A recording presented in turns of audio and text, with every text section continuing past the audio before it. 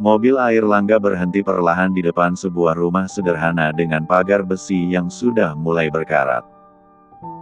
Cat temboknya kusam, jendela-jendelanya terbuka setengah, dan pot-pot tanaman terlihat seadanya. Kaira mengerutkan kening, menoleh pada Airlangga dengan raut bingung. "Bukannya kita mau ke markas orang kamu, Mas?" tanyanya sambil menunjuk rumah itu dengan dagu. "Kok nggak ada gedung kosong, atau rumah gede dengan penjaga yang pakai jas hitam kayak di drama-drama?" Airlangga menoleh santai, lalu plek. Sentilan mendarat di kening Kaira. "Au, Mas, sakit tahu. Kurangi nonton drama," ucapnya sambil menahan tawa. Kaira mendengus, memijat keningnya yang masih terasa nyut-nyutan. "Hei, nonton drakor atau dracin itu salah satu cara ampuh buat balikin mood aku, tahu nggak? Jangan diremehin." Airlangga mengangkat alis. "Biasanya orang kalau mau memperbaiki mood pergi ke kafe, belanja, atau liburan. Bukan bengong depan layar sampai jam 2 pagi. Kaira menyipitkan mata, suaranya merendah namun tetap penuh nada kesal. "Kamu lupa, iya. Hidup aku susah sebelum nikah sama kamu. Nggak ada uang belanja, apalagi buat liburan. Gaji aja harus dibagi 2 sama Ip, dan itu pun kadang masih kurang. Makanya aku sampai diusir dari kontrakan." Tatapan Airlangga melembut. Ia mengusap pipi Kaira pelan, senyum kecil terulas di bibirnya. "Sekarang kamu bisa pergi kemana saja yang kamu mau. Mau beli barang apapun yang kamu inginkan, tidak perlu banyak pertimbangan." Kaira mengangguk, tapi senyum yang muncul hanya sekilas. "Iya sih, tapi tetap aja, nonton drakor itu favorit aku. Rasanya lebih nyenengin." Airlangga memiringkan kepala, matanya menyipit penuh rasa ingin tahu. "Memangnya kenapa? Kamu sampai begitu suka nonton drakor atau apalah namanya?" Kaira langsung melebarnya senyum, nadanya berubah antusias. "Ya karena aku bisa cuci mata. Pemeran prianya tuh ganteng-ganteng, gagah, keren, pokoknya ger." Airlangga menghela napas panjang, lalu berkata dengan penuh percaya diri. "Aku lebih tampan dari semua aktor drama itu." "Tetap aja beda," debat Kaira. Airlangga tersenyum miring, mencondongkan badan. "Kamu hanya bisa melihat dan mengagumi mereka lewat televisi. Sementara aku, bisa kamu peluk atau cium sesuka hati." Kaira memutar bola mata malas. "Untung kamu beneran tampan. Kalau enggak, udah aku tendang bokongnya dari tadi." Airlangga terkekeh, lalu keluar dari mobil. "Ayo masuk." Kaira menatap rumah itu sekali lagi. Tidak ada yang istimewa atau jauh dari kata horor. Lantainya keramik putih sederhana, perabotnya biasa, aroma masakan rumahan samar-samar tercium. Tidak ada tanda-tanda ini, markas, yang ia bayangkan. Namun, langkah Airlangga membawanya ke sebuah lemari kaca besar di ruang tengah. Bukan lemari biasa, di bagian bawahnya ada panel kecil dengan alat berbentuk scanner dan kipet angka. "Kok kayak?" Kaira terhenti, matanya membesar. "Mas, apa kamu mau ngapain?" Pria itu tidak menjawab. Jemarinya bergerak cepat menekan serangkaian angka di panel yang nyaris tak terlihat di sisi dinding. Bip singkat terdengar, diikuti bunyi mekanis klik yang berat. Kaira tertegun ketika dinding di depannya perlahan bergeser, memperlihatkan sebuah celah gelap. Suara gesekannya membuat bulu kuduknya meremang. "Seriusan? Ini kayak di film action," bisiknya tak percaya. Airlangga hanya menoleh sebentar, sudut bibirnya terangkat samar. "Ayo masuk." Ia mengulurkan tangan. Kaira ragu sejenak, tapi akhirnya mengangguk dan melangkah maju, jemarinya bersentuhan singkat dengan tangannya. Sentuhan itu membuat jantungnya berdegup sedikit lebih cepat, entah karena tegang atau karena pegangan tangan Airlangga. Lorong itu panjang dan sepi. Lampu-lampu kecil di dinding memancarkan cahaya putih dingin. Jejak langkah mereka bergema. Kita nggak akan berakhir di sarang monster kan? Kaira mencoba bercanda, walau nada suaranya bergetar. Kamu kebanyakan nonton. Tidak ada monster di sana. Kaira menatapnya curiga, tapi belum sempat bertanya lagi. Mereka sampai di ujung lorong. Sebuah lift berdiri di sana, pintunya terbuat dari logam mengkilap. Airlangga menekan tombol. Pintu terbuka nyaris tanpa suara. Mereka masuk, dan lift langsung bergerak turun. Kaira menelan ludah. Turunnya jauh amat. Karena tempat ini tidak boleh diketahui oleh siapapun, jawab Airlangga singkat. Kring. Pintu terbuka, dan napas Kaira nyaris tersangkut di tenggorokan. Ruangan itu luas, berdinding baja. Deretan senjata api tersusun rapi di lemari kaca yang berjajar sepanjang dinding. Ada senapan serbu, pistol, bahkan senjata yang hanya pernah ia lihat di film. Ya ampun, ini sih keren banget, gumamnya. Jangan pegang apapun, peringatan Airlangga terdengar seperti perintah. Bawel. Mereka berjalan melewati lorong di dalam ruangan itu, hingga berhenti di depan sebuah pintu baja. Ini udah kayak film thriller, desah Kaira. Airlangga membuka pintu tersebut, dan pemandangan di dalam membuat Kaira terengah-engah lagi. Seisi ruangan berdiri tegak memberi hormat. Kaira melirik pria-pria yang sebelumnya ia lihat tadi pagi. Mereka mengenakan pakaian nyentrik ala kelompok senam, sekarang sudah rapi. Celana bahan, kemeja polos, ada juga yang jeans tapi tetap berkemeja. Serius, bukannya mereka itu tadi yang dandanannya nyentrik? Airlangga tidak menjawab, hanya terus berjalan ke tengah ruangan. Ruangan itu terdiri dari 2 lantai. Lantai atas dipenuhi deretan komputer, dengan orang-orang yang sibuk mengetik dan memantau layar. Di lantai bawah, ada akuarium raksasa. Airnya gelap, tapi saat Kaira mendekat, ia melihat kilatan gigi tajam, ikan piranha berenang berkelompok. Kaira spontan mundur setengah langkah. Oke, itu serem. Seseorang berjalan mendekat, memberi hormat pada Airlangga. Di mana orang itu? Dia ada di pojok, Pak. Airlangga mengangguk. Terima kasih, Landi. Pastikan semua perimeter benar-benar aman. Landi memberi hormat lagi sebelum mundur. Kaira mengikuti tatapan Airlangga ke sudut ruangan. Di sana, seorang pria terduduk di lantai.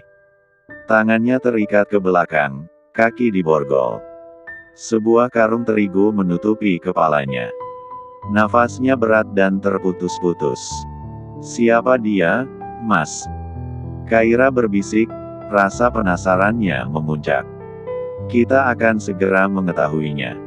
Airlangga melangkah mendekat tanpa ragu. Ia berjongkok di depan pria itu, lalu meraih karung di kepalanya. Dengan satu gerakan, penutup kepala itu terlepas. Kaira nyaris terkejut mundur saat melihat wajahnya, lebam, darah kering di sudut bibir. Airlangga tersenyum tipis.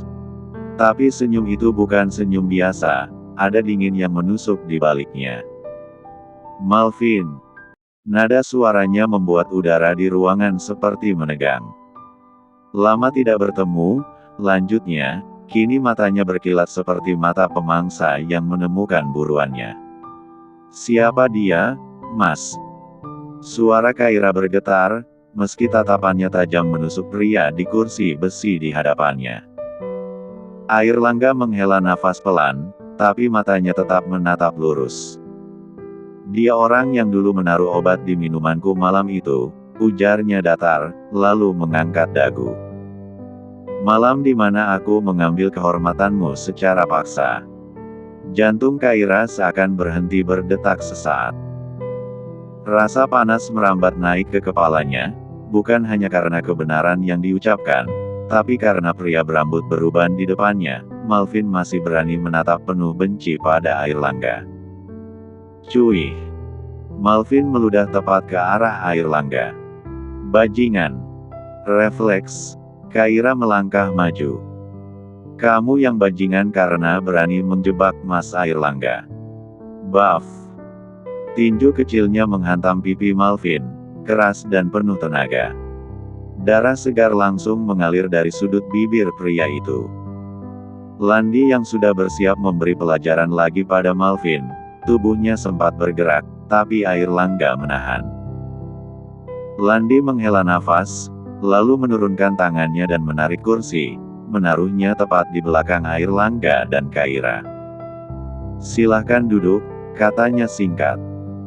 Airlangga bersandar, melipat tangan di dada, tatapannya dingin seperti baja.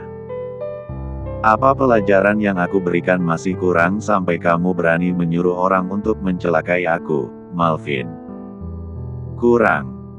Malvin mendengus, suaranya pecah penuh amarah. Kamu sudah membuat hidupku hancur, Airlangga. Usahaku bangkrut. Semua gara-gara kearogananmu. Dia berusaha berdiri dan mendekat. Aku ingin membunuhmu. Kursi bergeser sedikit saat Airlangga maju. Tinju kerasnya menghantam perut Malvin hingga pria itu meringkuk. Satu tangan Airlangga mencengkram kerah kemeja lusuh Malvin, mengangkatnya setengah berdiri. Siapa yang memintamu untuk menculik Kaira? Malvin membuang wajah. Diam. Sepertinya kamu tidak bisa diajak bicara. Airlangga menjentikkan jarinya. Landi maju, membawa sebuah laptop terbuka. Tuan, ujarnya singkat. Airlangga menerima laptop itu, lalu kembali menatap Malvin. Aku tanya sekali lagi. Siapa? Bunuh saja aku. Malvin membentak. Aku tidak takut padamu, Airlangga. Kaira mengepalkan tangannya erat. Di pelipisnya menonjol. Dia tidak mengerti kenapa orang ini begitu tega. Airlangga tersenyum tipis, dingin. Baik. Dia memutar laptop, memperlihatkan layar pada Malvin. Di layar, seorang gadis muda terikat di sudut ruangan, menangis terseduh, tubuhnya gemetar. Papa, tolong aku, Pak. Suaranya parau, penuh ketakutan. Bola mata Malvin melebar. Pat Patricia. Suaranya pecah. Tubuhnya langsung condong ke depan. Jangan sakiti dia. Airlangga tetap tenang. Apa kamu pernah memikirkan perasaan ibunya Kaira, saat kamu menyuruh orang untuk menculiknya? Aku mohon. Malvin hampir bersujud. Lepaskan putriku. Aku minta maaf. Aku terpaksa. Ada orang yang menyuruhku. Kebetulan kami punya misi yang sama. Kami teman dekat, dia. Dia bilang bisa membantuku membangun kembali bisnisku. Airlangga mencondongkan tubuh, tatapannya mengiris. Siapa? Malvin ragu. Matanya bergerak gelisah. Kesabaran Airlangga habis. Dia melirik Landi. Kirim gadis itu ke klub malamnya Dante. Malvin seketika menggeleng histeris. Jangan. Mario. Dia yang menyuruhku. Suaranya pecah. Dia ingin kamu kehilangan istrimu. Dia ingin membalas rasa malu dan sakit hati yang Anda lakukan. Dia bilang itu satu-satunya cara untuk menghancurkan Anda dan Giovan. Keheningan sesaat menelan ruangan. Kaira menoleh cepat pada Airlangga, lalu kembali menatap Malvin. Tangannya terangkat, menamparkan pipi pria itu keras. Kesalahan apa yang aku lakukan sampai kalian tega mau mencelakaiku? Malvin terdiam, menunduk. Airlangga berdiri, lalu menarik Kaira ke dalam pelukannya. Biarkan aku yang urus, bisiknya di telinga Kaira. Suaranya dalam, namun mengandung bara yang menunggu meledak. Lempar dia ke kolam ikan. Suara air langga terdengar dingin, tajam, dan tak memberi ruang untuk tawar-menawar. Malvin langsung menjerit, tubuhnya gemetar hebat. Tidak. Tolong. Aku minta maaf. Jangan lakukan ini. Dia merangkak mundur, namun dua anak buah Landi memegangi lengannya erat-erat seperti penjepit besi. Air langga berjalan mendekat, langkahnya tenang tapi mematikan. Senyum sinis terukir di bibirnya. Waktu kamu menerima tawaran Mario, apa kamu pernah memikirkan konsekuensinya? Aku mohon, Tuan Air Langga, aku salah. Aku butuh uang. Aku tidak tahu bakal begini. Malvin memohon, suara penuh kepanikan. Matanya liar, mencari celah untuk kabur, tapi dikelilingi banyak orang, harapannya nyaris nihil. Air Langga tertawa sumbang, dingin dan sorot matanya tajam. Dasar bodoh, bagaimana kamu bisa percaya Mario bisa membantumu membangun bisnis? Dia saja sedang diambang kebangkrutan. Seandainya Mario tidak berbohong dan menipu kami, aku masih akan menghormatinya sebagai mantan mertuaku. Aku tidak mungkin melakukan sesuatu yang membuatnya malu. Anak buah Landi menyeretnya ke bibir kolam. Air di sana gelap, dan di permukaannya sesekali muncul kilatan gerakan cepat, ikan-ikan besar yang perutnya bisa melumat daging manusia tanpa sisa. Kaira berdiri kaku, detak jantungnya menggema di telinga. Mas, jangan. Serunya, maju beberapa langkah. Air Langga menoleh sedikit, tatapannya menusuk. Kenapa? Dia sudah mencoba berniat jahat pada kita. Dan kamu masih peduli. Aku peduli, bukan karena dia pantas, jawab Kaira cepat, suaranya bergetar tapi tegas. Aku cuma gak mau kamu mengotori tangan kamu sendiri dengan membunuh. Kamu bukan orang seperti itu, Mas. Keheningan sejenak mengalir di antara mereka. Hanya suara percikan air kolam yang terdengar. Tatapan Air Langga mengeras, lalu ia menghela napas panjang dan memejamkan mata sebentar, seperti mencoba meredam amarah yang mendidih. Saat membuka mata, tatapannya lebih tenang, tapi tetap penuh wibawa. Patahkan kakinya, setelah itu seret dia ke kantor polisi. Anak buah Landi mengangguk. Malvin menjerit panik lagi. Tidak, tolong. Jangan. Sebuah teriakan kesakitan memecah udara saat salah satu anak buah memutar kakinya dengan gerakan cepat. Bunyi retakan tulang terdengar jelas, membuat beberapa orang menelan ludah. Kaira memalingkan wajah. Air Langga berdiri tegak, mengamati semuanya tanpa ekspresi. Pastikan dia tidak bisa kabur. Kita urus Mario setelah ini. Dret. Ponsel Air Langga bergetar dari saku jasnya. Tangannya merogoh saku lalu melihat layar ponsel. Stephen. Ada apa, Mas? Tanya Kaira. Air Langga memperlihatkan ponselnya pada Kaira lalu menjawab telepon dari Stephen. Ya, ada apa? Pak, saya mendapat telepon dari Bruno. Dia bilang. Bicara yang jelas.